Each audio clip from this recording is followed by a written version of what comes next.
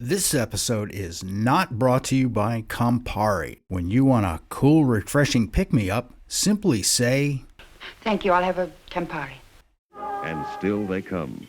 The curious, the thrill seekers, the scientists, the hunters who would kill for profit. And no one is safe.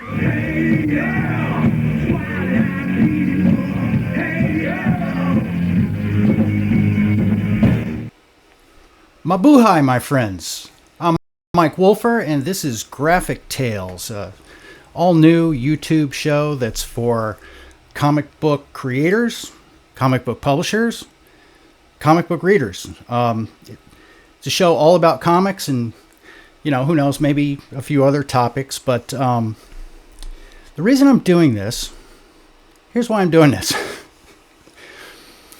Recently, in a comic book creators group on Facebook that I'm a member of, I made a post about AI and about, well, we can go into this in another show, but I'm not fond of it. And the topic quickly changed to just comics publishing in general. There was a lot of reactions from people who were, chiming in, giving their own opinions, and then talking about their own self-published comics efforts. And as I read the comments, and then I started looking through some of the other posts in that forum, I started seeing a lot of well-meaning information, but misleading information.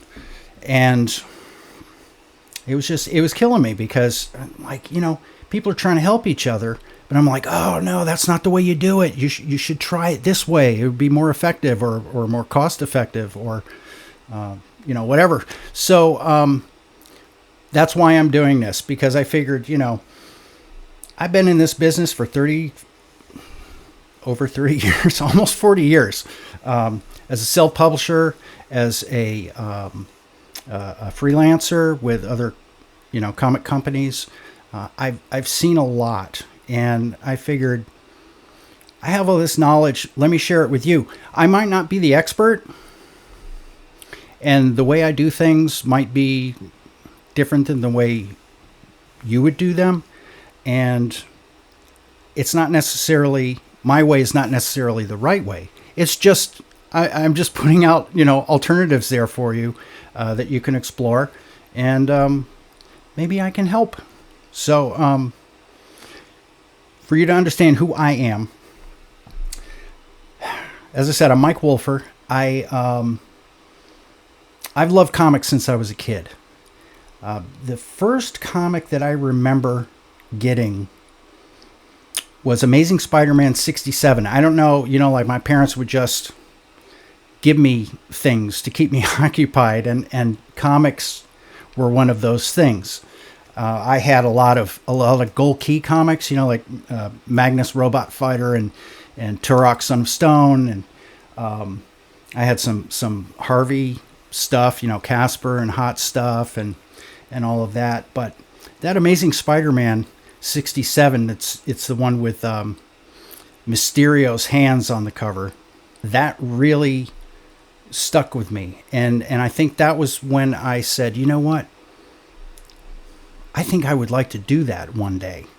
And so, I picked up a pencil, I started drawing, doing my own stuff. And that after going through, elementary school and high school, and drawing all the time, I then went to the Joe Kubert School, and I attended that school for 2 years, and I learned a whole lot about the creation of comics that was indispensable. Some of the things I learned there I use every single day.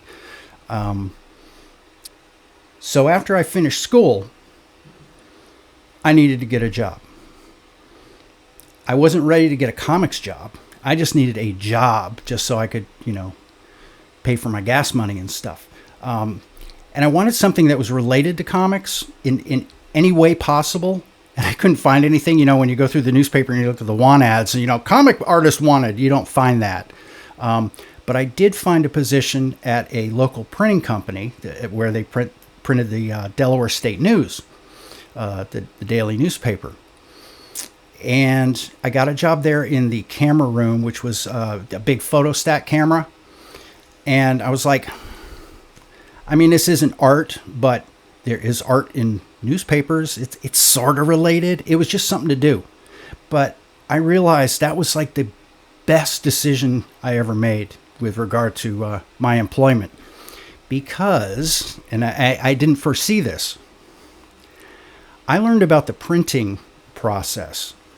Every aspect of it. The longer I worked there, the more departments I started helping out in. So I started helping out in the plate room that created the plates for the press. I learned about the press, the humongous press. And all of that knowledge that I gained would come in handy when I decided to become a publisher. In 1987, I formed my company, Ground Zero Comics, and I put out a book called Daikazu, and it was a giant monster, Godzilla type book. I did that for a couple of years, and sales were okay, for a amateur black and white comic book. But I got distribution through all of the major and minor distributors. At that time in '87, Ninja Turtles had just blown the doors open in the direct sales indie comic market. And I was able to get my foot in the door because anything that had a number 1 on it, distributors were looking at it and saying, sure, okay, why not?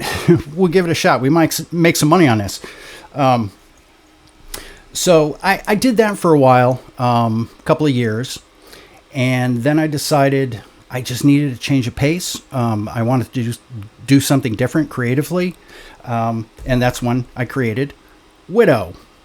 And this one, to this day, I'm still publishing this book. It's like 38 years later, something like that.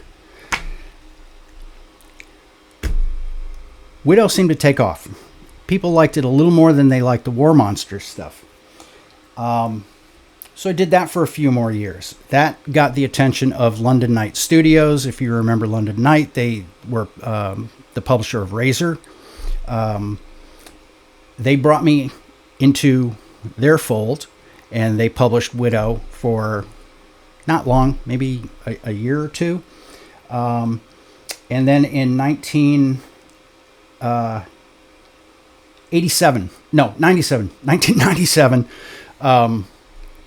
Avatar Press got up with me and said, hey, we want to publish Widow. So I'm like, okay, fine. So I hooked up with Avatar Press, and I started doing a lot of work with them, not only publishing my own Widow stuff, but also I created the Ragdoll series. It was in Raw Media Quarterly, and to this day, I'm still doing Ragdoll releases.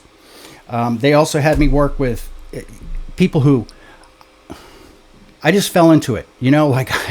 I never thought I'd be working with them. Garth Ennis.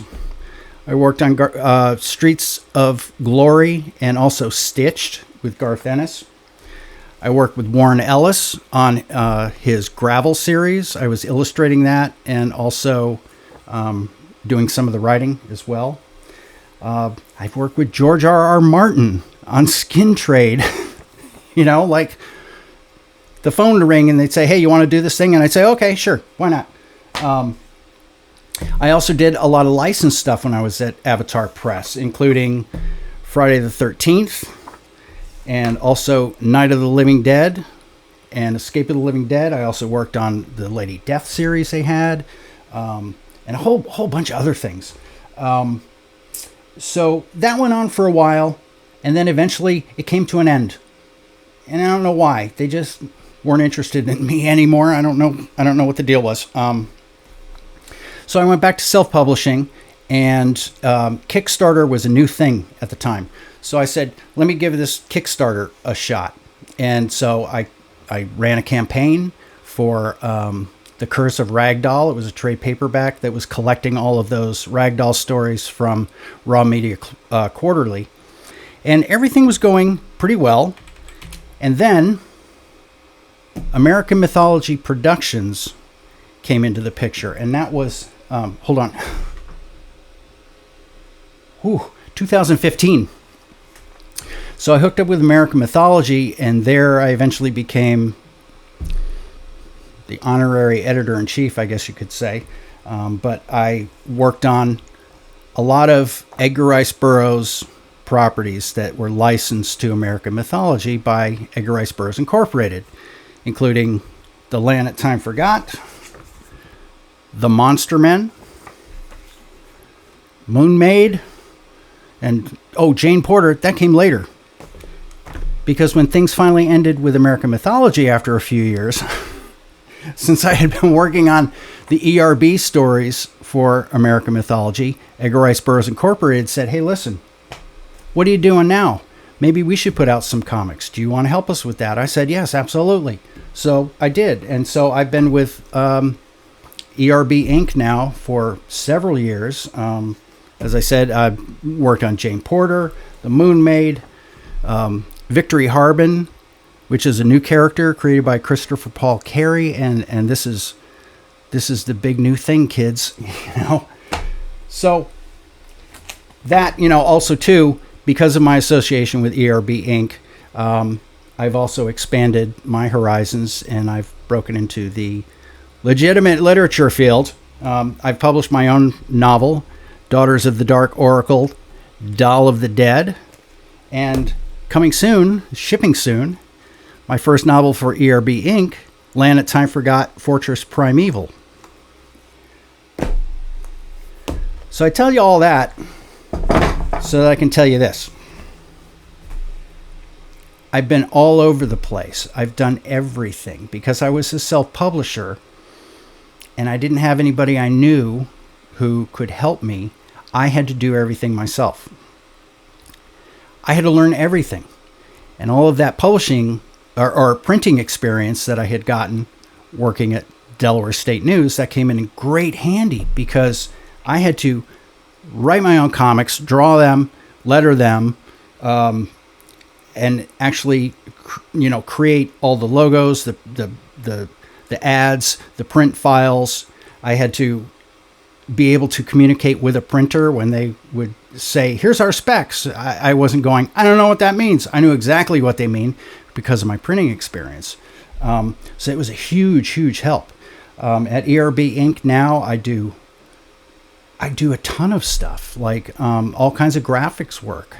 And this is totally outside of comics. I do logo design, character design, ad design, all of the packaging of all their books. I do all of this stuff for them. So it's not just comics that I'm creating now. And I think therein is a bit of a lesson. Don't bottleneck your opportunities, it's wonderful to give something your all, but while you're giving your all to that one thing, you should be giving a little bit. Find out a way to put some over here and some over here to learn some other things that might come in handy or can be a fallback in case things with the comics don't work out, So that's kind of what I'm going to be doing in this show. I'm going to be talking about not necessarily this boring history of mine, but I'm going to be telling you about navigating the world of comics publishing and also the creation of comics themselves. There's a lot of little neat tricks and tips that I can give you with actual drawing, and I just hope I can help. So as I said, this first episode, I just wanted to say hi, let you know who I am, give you my credentials so that you go, oh, okay, this guy's been through the ringer. Oh, I'm sorry. I mean, this guy has seen it. He's seen it all. He knows what he's talking about. And also, too, as I said, this may not be the best advice, but it's advice that you you can take it or leave it. What worked for me might not work for you. I don't know. But we'll give it a shot. So stick with me. Don't forget to like and subscribe. You'll be, notified when new videos are posted. I want to try to do this around once a week, if possible. So here's to you guys. Got a nice Garibaldi, or as we call it around here, a Campari. We just call it a Campari. These are delicious, by the way. Oh, so refreshing. So that's it for this first episode. And I'll see you guys next week.